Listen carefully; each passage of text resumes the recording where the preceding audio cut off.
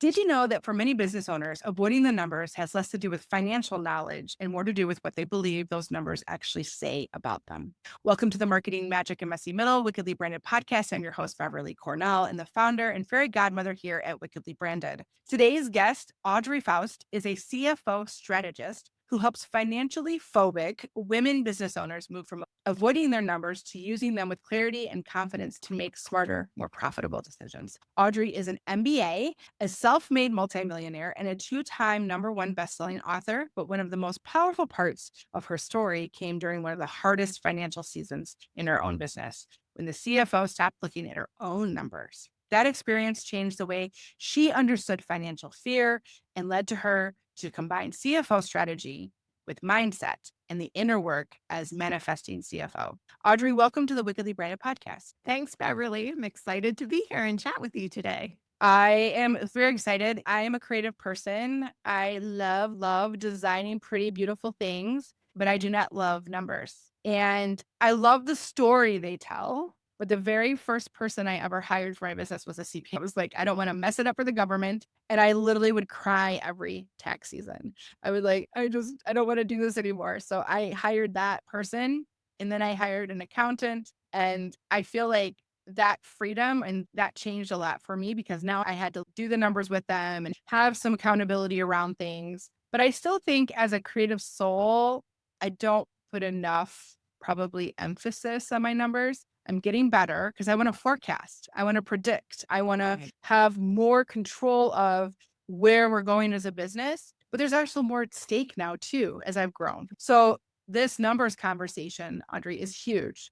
I would love to hear how you became a CFO. Were you always a numbers person, or like how did you land here and why? Yeah, I always have been a numbers person with most classes except for math. And then I took an accounting class in high school and I got an A in it. Other than math, it was probably the only other class I ever got an A in. And there were people failing that class. And I would scratch my head and think, this is so easy. Like, how are people failing this? So it just innately became easy to me. I did not end up going to college out of high school because I hated school and I had this whole mindset around my brother told me I was stupid my whole life. So I had a fear of going to college, I even had a fear of taking the SATs. So I ended up going, which I talk about in my first book, She Grows Rich. I hit rock bottom and was at the poverty line when we were a family of four. And I got what's called an earned income tax credit.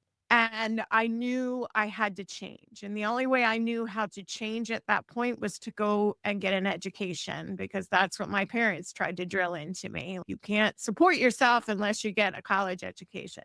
So I went back and got an accounting degree because that was literally the only class I remember doing well in and enjoying. So that's how I landed there, but I took the long road. Sometimes life throws you some curveballs and you have to learn the hard way. And there's nothing wrong with that. I feel like life can be the best teacher of like what's important. You talk about the mindset stuff, which I think is super important. It's important for the work that we do as branding with the clients we work with. But I feel when you want to grow or you want to look at money differently, that is something that people need to do because we're instilled with those money things from a young person. So what did money mean in your world growing up? Yeah, it's it mindset. A lot of people use mindset a little bit generously. Like, Mhm. oh, I just changed my mind, right? That's Mhm. changed your mindset.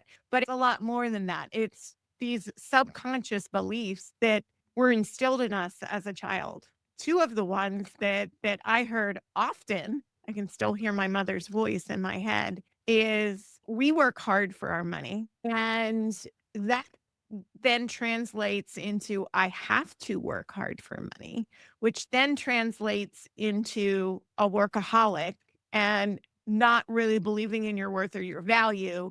Those are all things I had to overcome.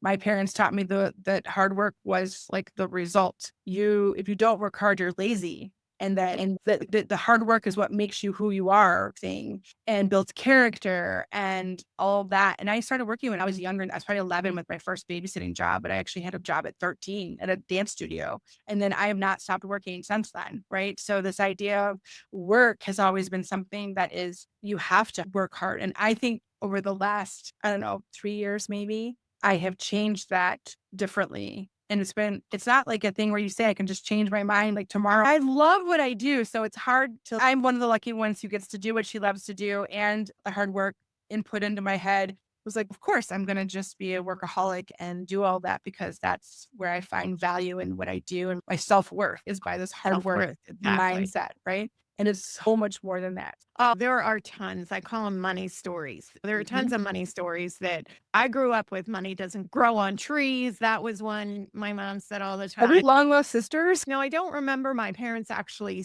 That gets programmed into our subconscious as a child. It will prevent you from being rich. So your subconscious runs 95% of your thoughts and you have 80,000 thoughts per day. And if you have rich people are mean, greedy, evil running in your subconscious has two jobs. It's one, to keep you safe, two, to automate things. So that's why we aren't aware of what's in our subconscious because everything's automated back there. You don't have to Mhm. think about tying your shoes, brushing your teeth, putting your glasses, Well, whatever. muscle memory, right? Its job is to automate it, but there are things that were put in there when we were a child because before the age of 7, our subconscious is wide open because we have to learn so much so fast. And then we hear these things about rich people, about I work hard for money, and they get into our subconscious and become part of who we are. And we don't even know. Did and they look at my mother's generation and like she was able to be like 4 different people, right? She could be a mom, she could be a nurse, a librarian, or a teacher. They look at my generation, which could be accountants, could be whatever. But we still have all of the generational stuff from our grandmother's generation that we carry Mhm. about taking care of being a good mom and taking care of your family and all these different things to carry. And before you know it, you're shooting all over yourself is what's Yeah. happening. And you don't even know who you are in that anymore because you've inherited so much crap and you talk about all this stuff running around your head, 80,000 thoughts or whatever you said the number was, the time, like it's even hard to hear your own self. So we say you have to unpack the suitcase, literally like work hard for my money. Okay. And that's the thing that's sneaky about these things, Audrey. Oh, yeah. You And don't know that they're automated already. that and they help you be successful.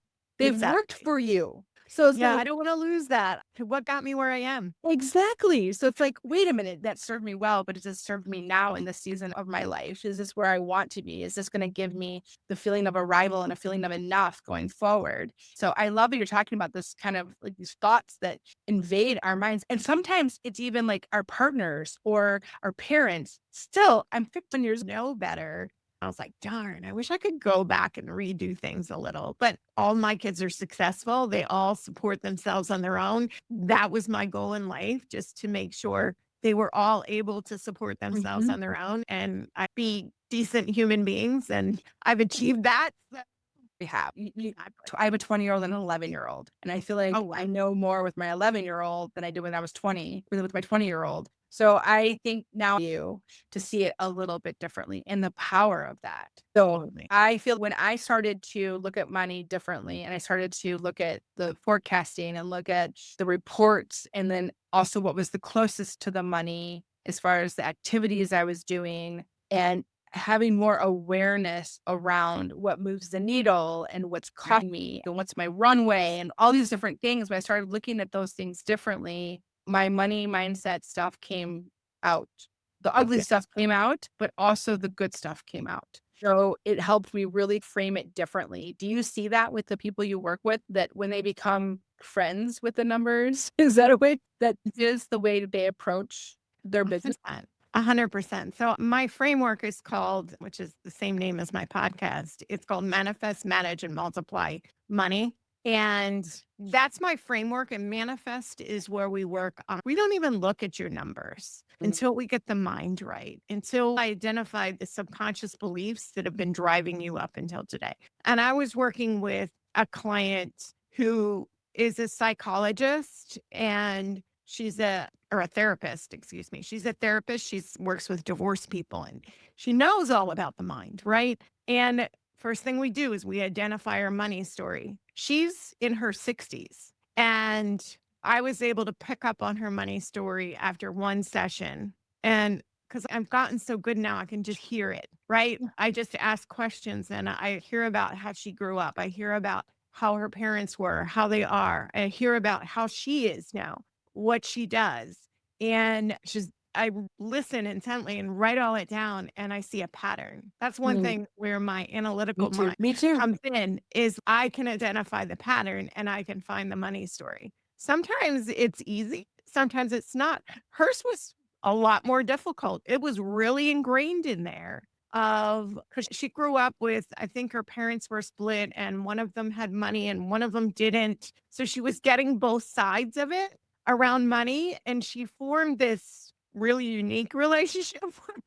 Sometimes I have these basic questions I can ask you. They're in my book, She Grows Rich. It's to get into your subconscious is always the first word. I could say to you, Beverly, what's the first word if I say to you, rich people are? First word that comes to your mind. See, you're thinking about it. So it's not the Oh, first well, the word. first word was privileged. Privileged. Okay, perfect. When you think about it, you're going into your conscious mind. I can see your eyes move. So I know that you're going into your conscious mind. Some people say lucky, some people say Mhm. mean, all of that. So privilege is also a little bit negative, not as negative as mean or selfish or greedy, but luck, it's kind of on the lines of lucky. So Mhm. if lucky is the first word you come to, you're saying to yourself, I'm not lucky then. I think be privileged actually means that you have a great responsibility. So for me is when you have money, and I feel like this right now with my money. So this is probably one of my money stories for sure, Audrey. One of the reasons why I feel like I can charge what I charge is because when I have means, I'm able to support my community in different ways. I mean, so for me, privileged is I feel like I'm open to that. My husband is one of 7 kids. So there was 9 people in the house. The car broke down. He had like all hand-me-downs. He even says to our kid now, and I'm like, be careful with that. He says, when I was a kid, I wasn't able to have 6 cookies. Like he always talks about how he did not have a lot. And I do want my kid to be grateful for what he has, but I'm also like, the idea though is that him and I actually do have different money mindsets. But he's very good at saving, a little bit better at spending. So we balance a little bit with each other. It can be, and if you have a business partner or you can always have other influence. Like you said, she had her both this kind of like amalgamation of the different money mindsets and what Right. that looks like. From both parents. And then I got to see how it was manifesting in her life right now. So it Yeah. was really interesting. And because she was a therapist, she was like blown away that she never realized that was her money story. Like Yeah. her mind was completely blown. And once you get that clarity of, oh, okay, this is why I do everything I do, it changes everything. And money becomes easier. I work with clients who've had trauma around money. People have used money to control them. So there's all that baggage that you're bringing in now to your business. Mm. And we don't think that we're bringing all of that money story into our business, but we always are. We're bringing everything into our business. So How we what do one thing is how we do everything. Yeah. So how does that affect the business then? So let's use an example of the you feel lucky, or give me an example of one mindset that actually and how it plays out in the business. I'll give you one mindset, which I see a lot. Rich people are mean, greedy, selfish. That Okay. comes up. People hate to say it because they feel bad about saying it, but it was the first word. So your subconscious Yeah. believes it, which means it was put in there when you were a child. Your conscious mind now knows better, but then you have what a nice, new, expensive car. So her subconscious was like, you're not going to buy that car. That means you're selfish. And Mhm. then the other story that was going on was she was part of a big family, like your husband, and she was always told as a child, you have enough. You don't need that. You have enough. You don't need more. You have enough. So she's like, I don't need that car. I have enough. I already have enough. So her conscious mind, she was excited to buy this car. She wanted to buy this car. But her subconscious mind was like, whoa, believe that your conscious mind does it, but your subconscious mind does. And that's where it can sabotage us. If those subconscious beliefs are still lingering in there, they're just going to sabotage you in weird ways. And I don't know how they're going to show up, but they will. Because, like I said, your subconscious mind has 2 jobs: keep you safe. So I'm thinking about what you're saying, and maybe I think I've done some work, but maybe I haven't. So one thing I'm hearing that's coming up for me when you say that is I feel like what I've observed with my clients is so many of them are females and they undercharge for their work and they want to help everyone and they say yes to everything and they're not able to really be in their zone of genius because they don't want to let people down and things like that. I feel like I want to serve, right? I want to make the world a better place. That is definitely a very strong character mindset in mine. Comes great responsibility. I'm going to quote Spider-Man: with great money comes great responsibility. Like you do have to be a steward of your money. And I love like people who are really wealthy who have like great initiatives and they have made the promise to get rid of all their money, to give their money away. Like I love those kinds of initiatives. I feel like that's what we should do if we have means. We should be helping the You also world. get to take care of yourself too. Yeah, for sure. But I don't think I put that center. I think it's about the others. That's in my nature to serve. That's probably, yeah, your money story is probably, it's okay if I have money as long as I Mhm. do nice things with it. Yeah. Mhm. Yeah, that's interesting. I had never thought about that, but that's interesting. My mom was always really good. She's a nurse and she would go to people's homes and she was a home healthcare nurse. At Christmas, we would always take people, like she knew people were poor and we would take people turkeys and things like that. And she would always tell me, like, if you see something, you should help. Like you don't walk away from it. Like you should always help. And so I do feel like she instilled that in me in such a strong way of looking at the world differently than it's not just about me, it's about everybody else. Can also be exhausting, Audrey. So Exactly. you have to be careful. You have to take care of yourself too, right? Like that's Yes. why I say that it's very nice to be generous and give.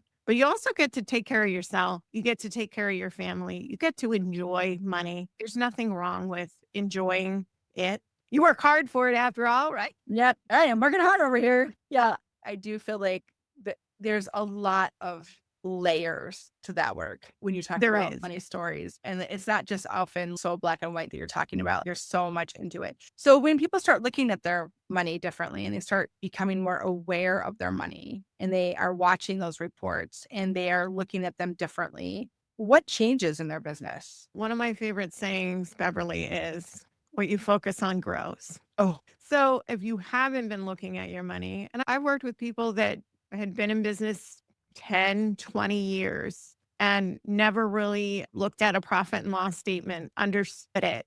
And again, there's good reason. There's all kinds of stuff behind that, all kinds of trauma that happened that made them feel incompetent to do it, as well as it's judging them, right? But that's another thing we can get into. Like we put a meaning on our numbers that it means something about us. We're not good enough, right? If that's one of your subconscious beliefs, sure as hell is going to show up in your money, looking at your numbers. So anyway, once we get to the other side of that, which is the question you asked me, it becomes less of a judgment and more of information. absolutely. So this is just information we're going to look at. And the businesses that I've worked with have grown anywhere from 20% to, and this is honest to God truth, 1,000%, almost 2,000. I had a client who almost grew 2,000% profit, not income, profit. And that's not from cutting expenses because that's not my primary thing. That's from growth. That's from doing things a little bit differently and growing your business to the next level because that's more what I believe in. You can only cut so much. Yes, what I call you could plug leaks. There's always leaks. I plug my own leaks every once in a while. Money that's, oh, I signed up for that membership and never used it. So there's always leaks you can plug, but that's only going to get you so far. But if you want to grow, like you need to know like what's working, what's not working in your business by looking at your financial information and making decisions on it. And this is where your financial information can empower you. A woman I had is financially phobic woman. She was the one who had actually had trauma, the control, the stolen money from all this. When we got to the point where we were looking at her financial information, she's been in business for 12 years, was unsure how to pull up a profit and loss, had never pulling up a profit and loss statement in her QuickBooks in 12 years. So we get in there and we pull up a profit and loss. And first of all, she asked me to do it, which almost fell off my chair. I was like, oh, you're ready? Okay, let's go. And then we get in there and she's kind of like bracing herself a little bit. And first we pull up last month or whatever. And I had looked at it ahead of time because I had access to her QuickBooks and I was just kind of looking around to see what we were going to look at today. And I pull it up and first of all, she's immediately making a judgment on a number she sees in front of her. And I'm like, okay, we're going to stop right there. A, we don't even know if that number is right. That's the other thing. People assume that their bookkeepers are doing things right. They might not always be. We did find a mistake that our bookkeeper made. So it was kind of like, all right, now I know let's not make a judgment on a number that might not even be correct. And then I pulled up the entire 12 years that she had been in business, and I had her look at that. And that was 2.5 million over the 12 years. Mm, And she just teared up. She's like, I did that. And I'm like, you mm. do. So that's where your numbers can actually empower you. I created a business that generated over $2 million. Amazing transformation. I love it every single time. I'm glad there's people like you in the world because I don't like it. I was the one in the accounting class. You got to remember this. It was a long time ago. Everything was manual. Is that real or is it a mistake? And then how we show our cogs now. I went up more detailed so I can understand this. Like I now have questions and I'm nerding out over the numbers because I'm like, wait, I'm going to know everything and what I'm missing. The shift that happens. Once Right. you understand it, once you get comfortable with it, then Yeah. you start being like, oh, I see how this can help me now. And not Audrey, to be very honest. And what have you found different by doing it? I'm curious. Has your Like business changed? yes, I do think that. So I decided within the last year, as all this has happened, I looked at my entire funnel. And I don't want to scare people by this. You don't have to do all these things. This is all a process. It takes time. Don't think that tomorrow you have to have this all figured out. So I looked at every single step in my funnel. Now I'm a brander and I'm a marketer. I should know my funnel like the back of my hand. But oftentimes when you do this for a living, you don't do it for yourself. You do it for everybody else. So I took the time to do that for myself. And then I attached some metrics to every single one of those activities. And I also have the person that's accountable for every one of those activities. So every Monday we update the report. We know what's happening. In like a glance, I can see at every single funnel what's happening. And if something's green or red or yellow, then that person has to what they're going to do to fix it or whatever. And it has allowed the entire team to have language that's shared on what's important. So I've actually got my whole team to focus around some of this stuff and really become a priority for their rocks, their goals, their priorities as they go forward in their weeks and their quarters of what needs to change and what needs to happen. I know the business so much more now. Like I know Yeah. I am like, I feel like I'm intimate with the business. I feel like I know its breath. Like Yeah. it's just a different kind of business. Now, I can also tell you not everything is perfect. Good God, no. Everything is not perfect, but we are making adjustments to make it better. And I know that next year will be better than we are today. I know that this work is going to have the results I need. It might actually be some difficult decisions, but it's going to work. It's not always going to be rainbows and unicorns as much as I love them, but it is I feel more empowered and I feel like Didn't have before. one of the things that you did was you went from owning a CPA accounting firm, a bookkeeping firm, to a firm that does mindset manifestation type things. It's very emotional. And I was like, and honestly, that was the things that were like helping these business owners grow. Amazing, like double, triple revenue. And it wasn't, yes, they had clear books because I like to say shit in equals shit out. I told my clients that all the time. We always made sure that the information was accurate, it was correct. And that was an important piece that my bookkeeper took care of. And then I took care of the rest. And I had two very, very large retainer clients that sold their businesses at the same time. And typically, when you sell to a larger company, the accounting team goes away, right? The accounting gets brought into these larger companies that bought them. So I thought, okay, this is a sign from the universe that this is the end of my chapter in doing this accounting agency. I kind of went deep and I'm like, what do I really love doing? I don't want the done for you. I don't want to have to worry if my bookkeeper forgot to run the payroll or forgot to pay a bill or chasing down money, things like that. I didn't do a lot of that day-to-day stuff, but she went on vacation. Guess who had to sit in? Me. Or she forgot to do something or whatever. I had to pick up the pieces of that. So that to me was getting old. I didn't want to be involved in that anymore. And I thought, this is a perfect opportunity to reinvent myself. Yeah. And it turned out both of those clients that sold, the new companies ended up, I didn't find out right away because we went through due diligence and all that stuff that you go through when you sell. And I hung around for that. And then both companies wanted to keep us on. And both of us at that point actually had decided that we were going to move on to other things, my bookkeeper as well. I'll never forget because the largest one said to me, guess what, Audrey? Good news. They want to keep you on. And I could feel my heart sank to my stomach. I'm so thankful for that lesson because it allowed me to now step into this new avatar, which I realized I had been helping some financially phobic women all along. I just didn't have a name for them. And I'm like, those were the ones I loved the most because I saw the most transformation in them. And I was like, oh, okay, this is really who I'm meant to help and how I'm meant to help them. So that's a long story, but that's how the evolution came about and the rebranding and why I do what I do now. I talk about narrative coherence. When you are clear about your story and you have this experience of maybe, or the energy, or maybe the reality of, I didn't do that before. And now it feels like you said, like I did something wrong in the Right. process. But it is from those exact mistakes. And we talk about this with my team all the time. We meet every single person where they are. Like all of us have weaknesses or things that we should have done that we didn't do, or we all try our best. Just like parenting, we all try our best. And there's some areas we're really good and we're kicking butt and taking names. And there's some areas that you just need a little help with. And the people who have done it all the time can be the ones that actually can get you through it because we made those mistakes and been in the messy middle. And we know what it feels like, and we're not going to judge you because of that. That's the last thing we're going to do because we know it's pretty easy to get yourself into that situation.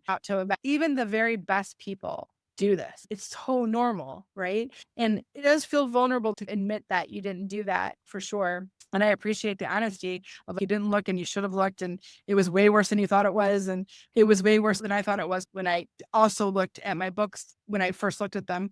But the issue is you can go forward and you can make better choices. And with more information, you can make even better choices. I love that your approach is it's meeting them where they're at. It's okay. We'll get through this. We'll do the next step and we'll figure it out, whatever that is. And whenever you're ready. That's my mindset too. Now, I'm not pushing you into looking at your numbers. By the second session, I'm letting you decide. When Are we're we gonna look ready. at them by the third? And I've had two extremely financially phobic women, and both were ready by the second or third session, which actually floored me because I thought we might be just dealing with getting them over the financial phobia for the whole 3 months.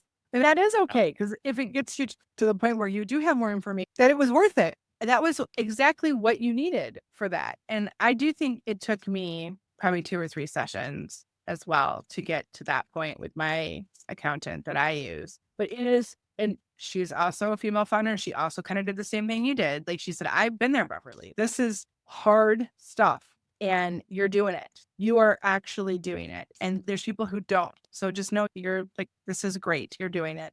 I think I'm seeing a lot of connection between financial clarity and brand clarity. I'm seeing that in both cases, what changes when somebody finally becomes willing to look directly at what's actually there, whether it's the books or who they actually are and how they show up, and then claim that for themselves and what that can look going forward. And it's incredibly empowering. And the one thing I know for sure in all of this, Audrey, is that I know when more women have agency and have money and have power, the world will be more soulful. And I want more of that for my children. And so to me, it's like, it's an active mission to give that confidence to how people show up, whether it's their money confidence or their brand confidence, all super important. And when you're doing it by yourself as a solopreneur, you get so in the weeds, you forget about that stuff. And that's the magic in them. So I love that you're doing the same thing, but from a financial perspective that I'm doing from a branding perspective. So I do have a magic wand. Today I have my little pen magic wand, but I have a magic wand.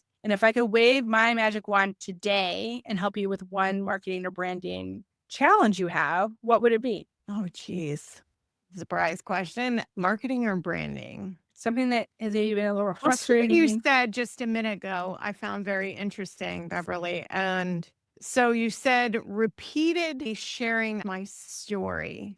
I tend to talk about my client stories and my client transformations a lot more than my own. So your story is your superpower because you've been through it and you come out the other side and you know what it took and you know how hard it was. And people will be connected to you because you've gotten through it and you've been to the other side. And that language of when you were through it, when you went through it, that's your language to connect directly to people who need you. That's the actual language you need, the actual real lived experience of that. And yes, actively sharing your story, your perspective, like what you've learned, how you've grown, all those things is incredibly valuable to position you to the perfect client. Okay. So I would definitely, we have a service called the Brand Spark Experience. It's just a 2-hour session where we talk about where you've been, where you are, where you want to go, the challenges you've experienced. And from there, I see patterns, like you talk about, I see patterns. And those patterns typically are around maybe a personal value of yours, something that is ingrained in you so deeply that really drives so much of what you do with the work you do, and talking about your story from that perspective, from all the different angles. I talk about confidence and visibility because for me, visibility was really hard, especially post COVID. I stopped wanting to show up in front of my business. I never wanted to step in front of the brand and feel, to me, my story, my mindset around the business was I never wanted to be braggy or have an ego. And I thought if I stepped in front of my business, Audrey, that's my shimmering thread that connects all of my stories and infused into my work so deeply that I feel like is my unique differentiator. And if I didn't, I don't feel like people would understand that I'm actually genuine and I've had a really hard time. And this is what I've found that these things have taught me and how I've gotten through them and what I've done with those things. They might feel very disconnected, these 10, 20 story arcs that have defined my life, but they're actually all very connected based on a core value I have or something that's really meaningful to me, that it is infused in everything I do for the clients that I serve. So I would encourage you to look at some of those things. And that's something that we actively do in the Brand Spark experience. So if you need help with that, obviously I want to help you, but it is something that I think can be very powerful. So your story is your superpower, especially when it comes to branding and marketing. Sharing your client stories, for sure. You should talk about your testimonials. You should talk about your case studies. Those are real lived experiences. Absolutely 100%. You should be sharing those as well. But it's a kind of a combination of that makes the magic formula of that. And I do think that the testimonials, I call them glimmers and evidence of your magic. They're the proof that your story and your work matters. And that they are like your magic, your shimmering thread, and your glimmers are like the things that you need to continue and go forward and really lean into. And so, yes, I want you to tell your story, show up, talk about how hard it was. And I talk about it in different ways too. I'm sure you can do this too with your kids and being a mom and being a spouse and all these different things. But I'll talk about confidence from a 9-year-old's perspective because I had a 9-year-old, right? And I'll say, when did the girls lose their confidence? My son legitimately thought he was Harry Potter with his wand and doing the spell in the middle of Universal Studios. And there was a huge crowd. He legitimately thought he was, and he never for a minute thought I would be embarrassed. He was fully believing 100%. And I was like, when do we lose our confidence? And so I use those I think it moments. gets beaten down and then, It does. yeah. But I was having a confidence issue. And one of my confidence issues was I had not done the work to know my story. That was why I didn't want to show up because I wasn't clear on who I was and how to show up. But once I was clear, the confidence, momentum, information, everything became totally different. Yeah. And that's what happens with my clients too. And it sounds like it's exactly what happens so much in the work you do. Once they have the clarity, then they get more confident and they have more information and they have more momentum. Do what you do because we need that to help us, especially Yeah. us that are more creative and maybe a little, I don't want to say woo-woo, but we're a little floaty because we're creative souls. But it is very grounding when you have clarity around those things. So I see so many alignments in the way we approach the work we do. It is not black and white. There's a lot of layers to it. And that's the fun part for me, is to find the pattern and help Yeah. my clients see themselves differently, see their books differently. That's beautiful. So yeah, tell your story. I think you have got a great story. Tell it in all the different ways you know how, from like all the experiences you had during that year. Look back, write down what that year looked like, where you didn't feel confident. Why was it so hard? Talk about that, because I think that's where you're going to find a lot of connection with people who will really resonate with you. Yeah. Okay. So my last question is, what does it mean to you to be wickedly branded? I like to ask this question because I feel like it's a fun name. It's a noun. It's a verb. When you hear the words wickedly branded, what does it mean to you? To me, it means you know exactly who you are and who you serve, who you help, and why you're here on this planet. Right. And I just discovered that, I think, this year. Like when I came across the financially phobic avatar, I was like, oh, this is it. I finally see it. And you know how people always talk about a niche, right? Or a niche or whatever you want to call it, whatever the word is. I never was like, well, I don't really have one. And I don't want to just work. I've worked with a lot of interior designers.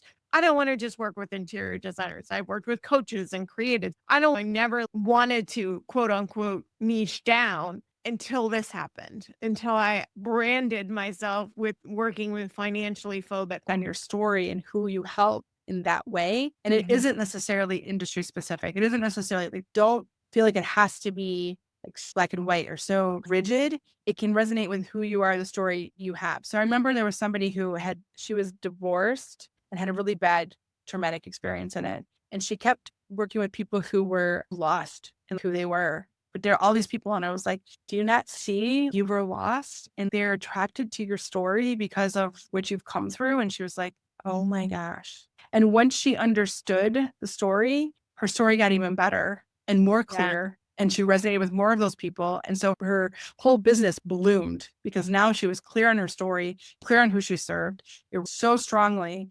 And like you said, there's something that changes in you when you finally clicks and you're like, yes. And that builds confidence too. So there's like this whole trickle effect that happens in that, and really just showing up as yourself. And I think for women, that is incredibly hard. As branded to me is exactly that. Like embraced her green. And when she did, she was very powerful. And once you do that, once you embrace your story, embrace how you can help, embrace the clients you serve, the financially phobic women, watch out, world. Like that becomes extra, and people can feel it in their bones. When you are so in alignment, they can feel it ooze from your pores. And it's funny. The word actually came up when I was in a live mastermind setting and I had somebody interview me to find out what I do because I wanted to see what came out. It was actually her idea. And when she started interviewing me, she said, Audrey, I'm a financial phobe. And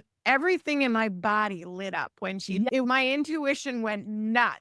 And I was like, and my compassion went, oh my God, I just wanted to hug her, right? I can help you. And she started talking about why she was a client. She ended up being a client, which is hysterical. But she was interviewing me and this all came out and it was just magical. And then I thought, she's just one person in the room. There were like a dozen women in this room. So I said, so how many, and they're all like multi 6-figure women business owners, or at least at 6.